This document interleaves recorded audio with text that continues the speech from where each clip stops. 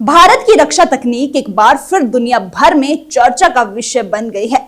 DRDO ने एक नए इलेक्ट्रिक हैवीवेट टारपीडो के एडवांस वर्जन पर काम शुरू कर दिया है, जो अब तक का सबसे घातक डीप स्ट्राइक हथियार साबित हो सकता है। यह टारपीडो 800 मीटर की गहराई तक जाकर दुश्मन की पनडुब्बियों को निशाना बना सकता है और इसकी रेंज 1100 किलोमीटर तक बढ़ाई जा रही है। यह नई परियोजना खासतौर पर चीन की अत्याधुनिक स्टेल्थ पनडुब्बियों के जवाब में बनाई जा रही है, जो गहरे समुद्र में दुश्मनों को छिपाने में सक्षम है। इस तकनीक से भारत को हिंद महासागर से लेकर दक्षिण चीन सागर तक अपनी अंडर वाटर क्षमता को एक नई ऊंचाई पर ले जाने का मौका मिलेगा। डीआरडीओ के इस कदम से भारत को deep water anti submarine warfare में रणनीतिक बढ़त मिलेगी। नई टारपीडो में हाई डेंसिटी बैटरी और बेहतर हाइड्रोडायनेमिक डिजाइन शामिल है, जिससे यह गहरी समंदर में अपनी दिशा बदलने और दुश्मन के पनडुब्बियों पर सटीक वार करने में सक्षम होगा। इसकी सैटेलाइट इलेक्ट्रिक